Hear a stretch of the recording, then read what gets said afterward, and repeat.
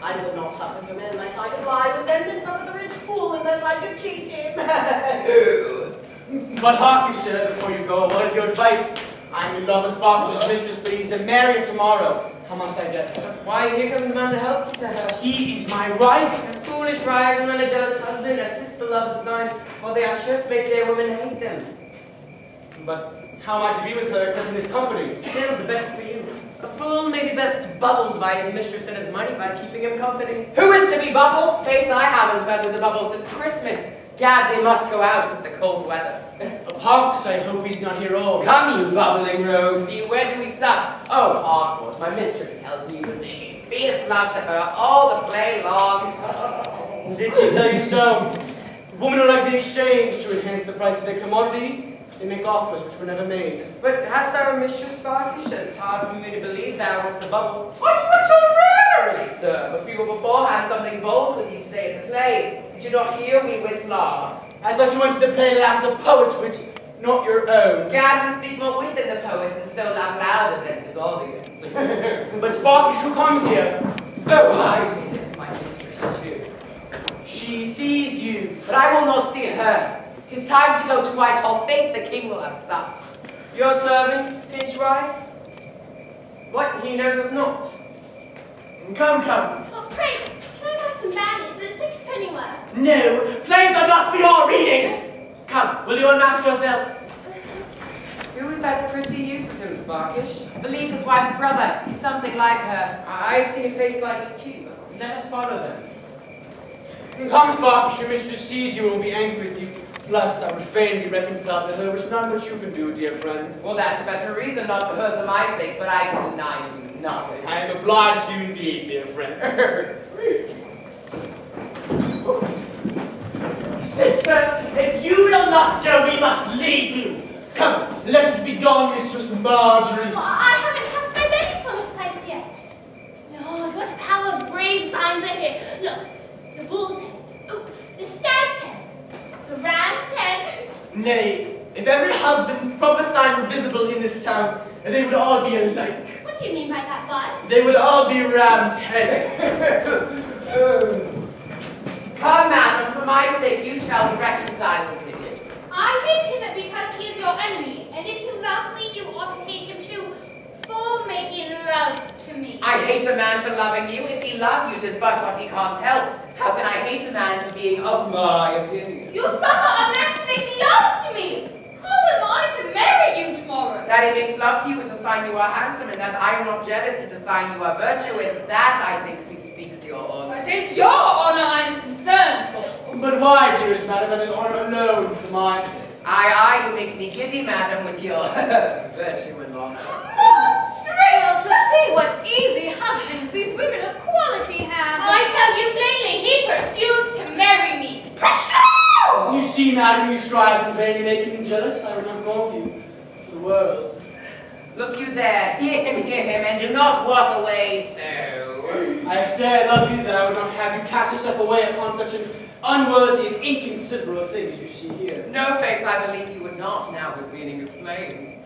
Heavens forbid the glory of your sex would fall upon her to the embraces of such a contemptible wretch. You see, he will rather wrong himself than me in giving himself such No. Do you not understand him yet? Nay, madam, still, since you have not yet understood him. Answer to my catechism, friend. Do you love my mistress here? Yes, I wish you would not doubt it. But how do you love her? With all my soul. Methinks he speaks plain enough now. What kind of love, Harcourt? With the best and truest love in the world. Look you there, then, as with no matrimonial love, I'm sure. How's this? Do you think matrimonial love is not best? Oh, Gad, I went too far ere I was aware. But speak for thyself, Harcourt. You said you would not wrong her. Who knows that values so much beauty and virtue? I? Whose love can no more be equal in that heavenly form of yours? No. Whose absence can no more be suffered by arrival than yours? No. Who loves you more than the eyes that first made you love her? I? Nay, madam, you shall there, not. lest you make me stay too long. But till he has saluted you, I may be reassured you are friends. Come, madam, be friends with him. Pardon me, sir.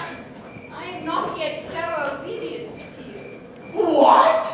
Invite your wife to kiss men? Monstrous! Are you not ashamed? Are you not ashamed that I should have more confidence in the chastity of your family than you have, sir? I am frank, sir. Yes, sir. Very frank, sir. To share your wife with your friends. I have a pleasure in it, as I have to show fine clothes at the playhouse or count money before poor rogues. He who shows his wife or his money will be in danger of having them borrowed. I love to be envied. Would no more marry a wife that I alone could love, loving alone as dull as eating alone. And so good night, for I must to Whitehall.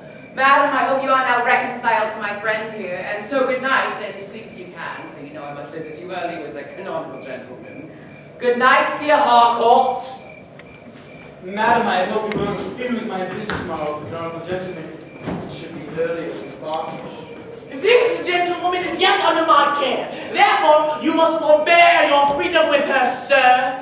Must, sir. Yes, sir. She is my sister. Yes, sir, and I must be your servant. Sir. Sister, Madam. if you had not been here, we would have been gone, and so avoided these lewd rancors. Who have we here? Your servant. What I see, the country makes a man unsociable and only fit to converse with his horses and dogs. I take pleasure in my business, sir. Your business is pleasure. Therefore, you and I go separate ways. Well, you may go, but this pretty young gentleman, Lady. he shall stay with us, for I suppose their business is the same as ours. Pleasure. Sir Death, he knows her. She carries it so bad yet. If he does not, I should not be a fool to reveal it first. Come, let us go. But had you rather not stay with us? Really, Pedro, who is this pretty young gentleman? One to whom I am guardian. But who is he? I never saw anything so pretty in all my life. Don't look at him so. He'll put him out of countenance. Come, I say, our brother. Come, let's go. Your brother? Yes, my wife's brother. Come, she stays up with us. He is very like her I saw at the play, who I told you I was in love with. Oh, Jiminy! Is this he who said he was in love with me at the play? Oh, I'm glad on it. I found he's a curious, fine gentleman. I'm in love with him already, too. Is this he, Bud? Come. Harcourt, Dorian, look here. This is the very likeness of that dowdy wife he told us of. Have you ever seen a lovelier creature? The rogue has reason to be jealous for her. She is like him, and will make all that see her love her. She must indeed be very pretty. She's as beautiful as a poet's first mistress of the imagination. Or a man's last mistress of flesh and blood. Nay, you dear sir. Pray don't jeer me, sir. Come, let us go. I shall not stay any longer. I think our sister serves supper for us. No, she shall not go yet. Harcourt, Dorian, let us torment this jealous rogue a little. How? I'll show you. Sir, she'll discover herself yet in spite of me. Come, I say, our sister serves supper for us. Does she go? Come then, we'll all go have supper with her and me. Oh, and now I think on it, she's gone to bed. Come, I must rise early in the morning, come. Well then, if she's gone to bed, I wish her and you a good night. As in my humble service then. Thank you heartily, sir. Sir Death, he knows her. Let's be gone. But yes, indeed. Do tell her so and give her this kiss from me. How do I suffer? And this. And this. What do you kiss me for? I am no woman.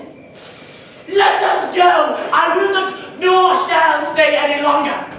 Good night, dear, sweet little gentleman. Good night, madam. Farewell, Prince wife.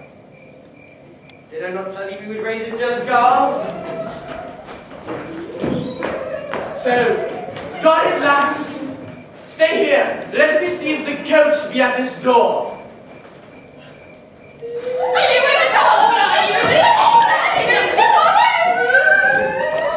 My God, goddess, will you be sure to do as I desire of you, sweet sir? Sweet sir, what will you give me then? Come away into the next walk. Hold! What are you doing? Stay hold!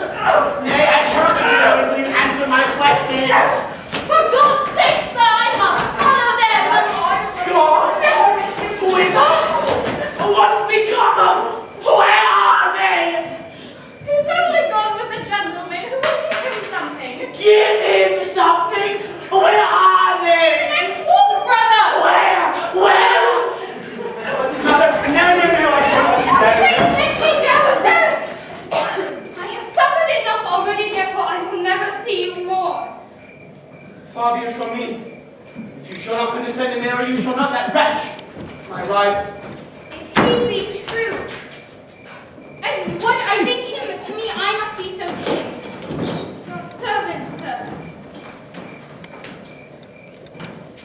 misfortunes will you be fools?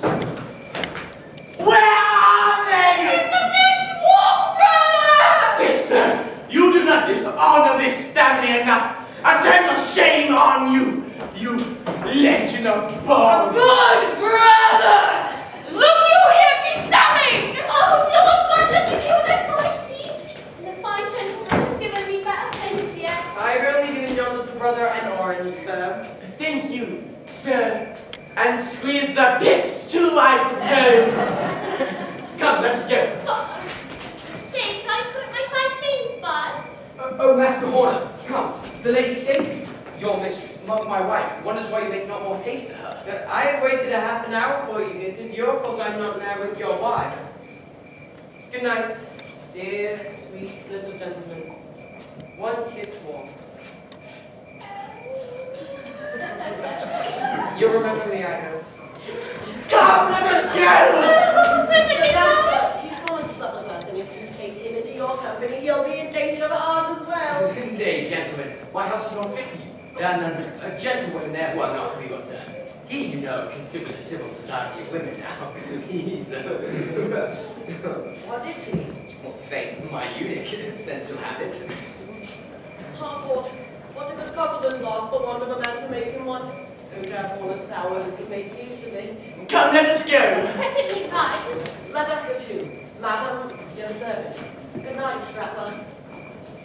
Madam, since you shall not let me have a good day or good night, I wish you one, but shall not give you the other half of my wish.